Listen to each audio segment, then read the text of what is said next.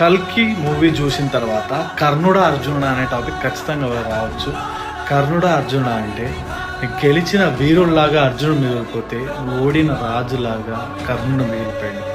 కానీ వాళ్ళ birth situation చూసుకుంటే అర్జునుడు ఒక యువరాజులాగా పుట్టి గురువుల్లోనే శ్రేష్టమైన ద్రోణాచార్యుని యొక్క ప్రియ శిష్యునిలాగా విద్య నేర్చుకున్నాడు. అదే కర్ణుడు పుట్టగానే వాళ్ళ అమ్మ వదిలేసింది, ఎన్నో అవమానాలు పడ్డాడు.